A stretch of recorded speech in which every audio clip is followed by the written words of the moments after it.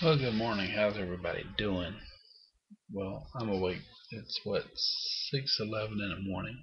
But I figured before I go to bed and everything, I was telling somebody on Facebook, went to school together, that I was, about stuff that on my grandparents' old property down there in Manning.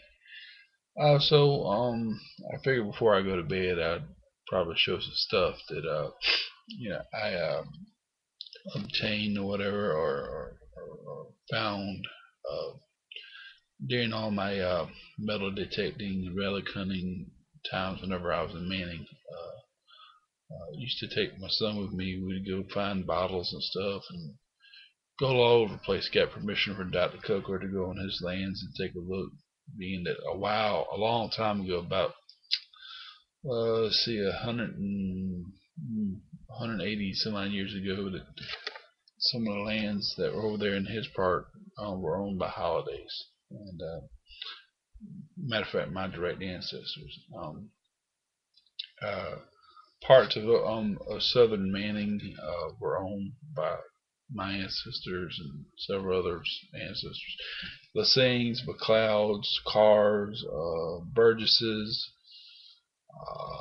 Cantys, people like that. But what I want to do, I want to get to the point. I wanted to show some stuff on here that I found. And this is a bottle I found. Um, I got it pointed out on my other video as to where I found it. It's right there at the bottom of this milk and magnesia bottle. And I found that just looking around there in this old junk pile and everything. And people have been dumping all kind of stuff there for years. And so I just happened to look around. I was like, wow, there.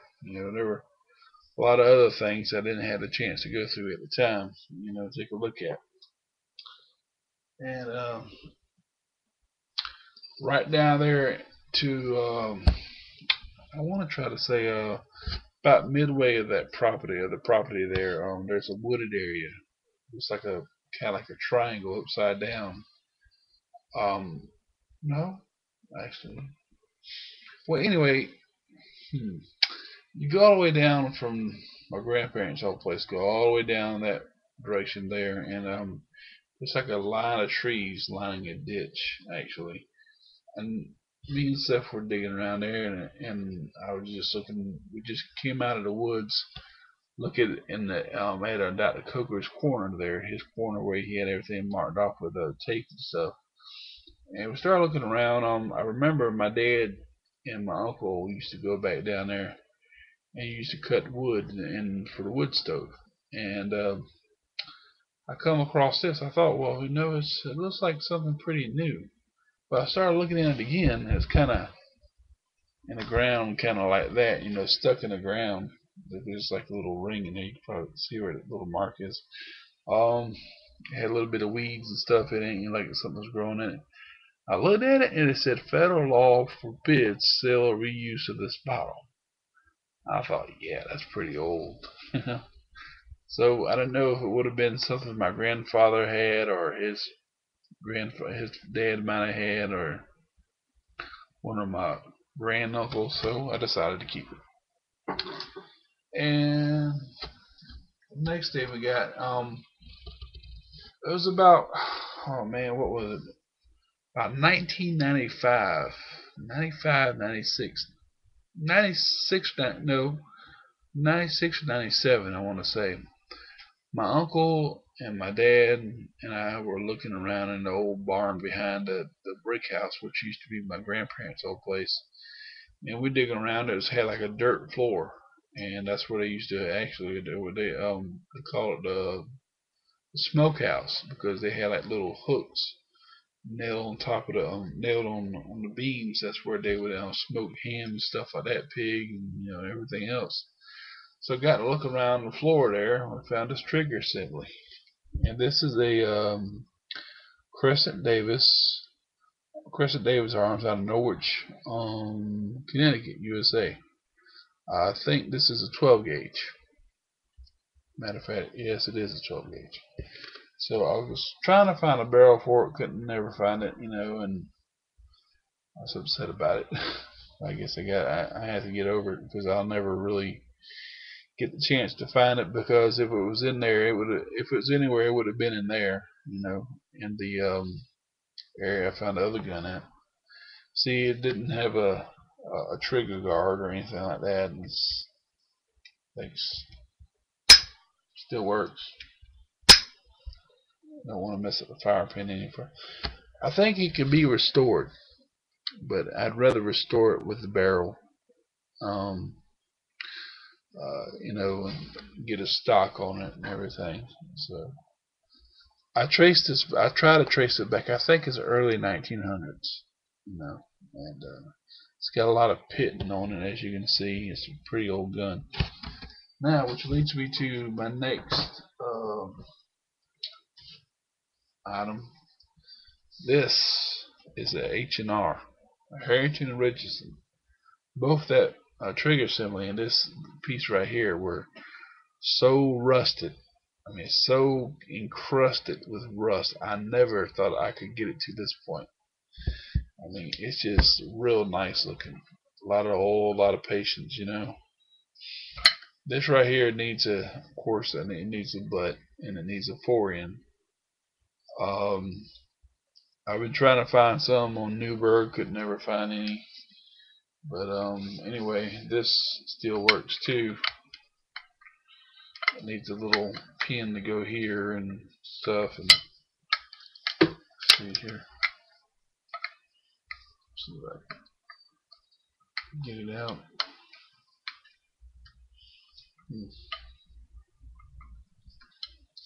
Oh, gotta push the button. So I went looking at the serial numbers and try to see what I can do with it and everything, and they don't have the parts I need for it. So unfortunately, I'll just have to have it as is.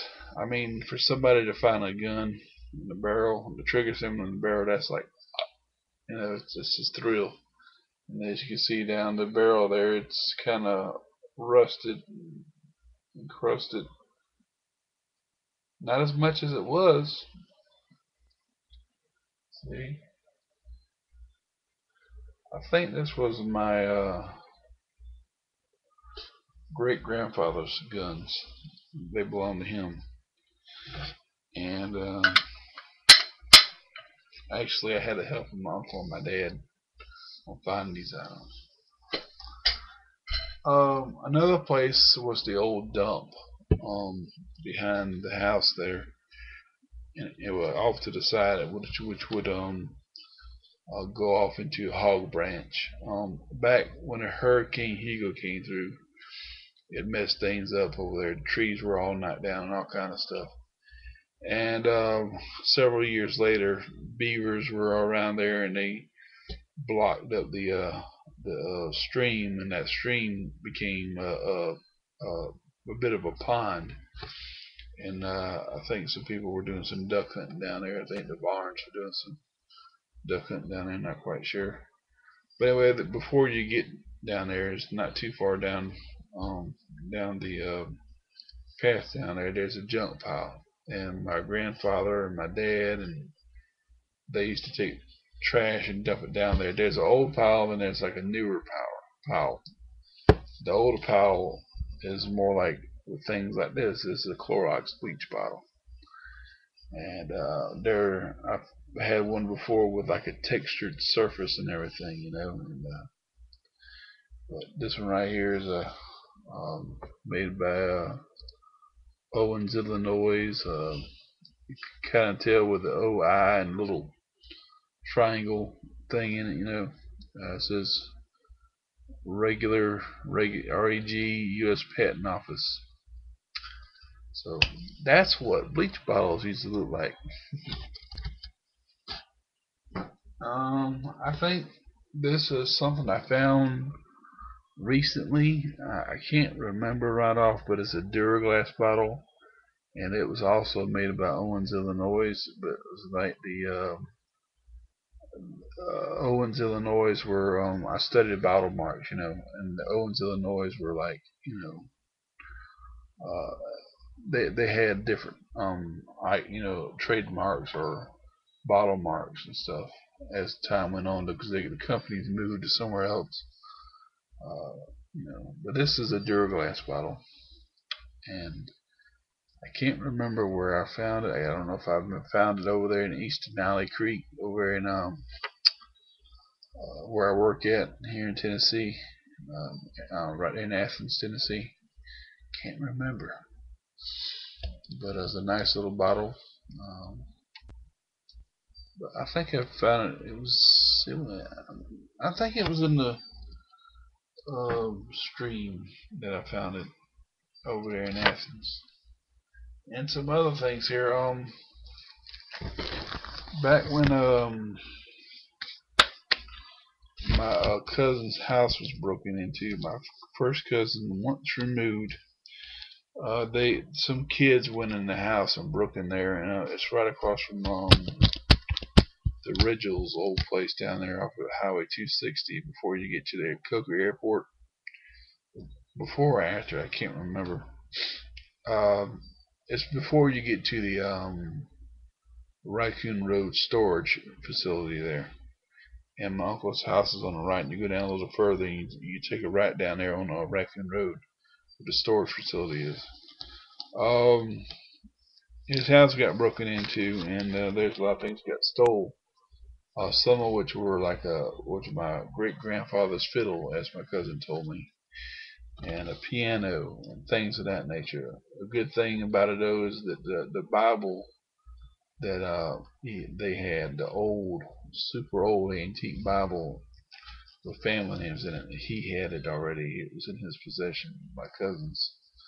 Um, I myself, I went in there one day to check on it, see how it was doing and everything. Whenever I was in South Carolina last year, actually the other year, and there were books all over the floor. I mean, there were National Geographics, there were science books, there were magazines, there were records, there were anything you could think of, but it was all over the floor.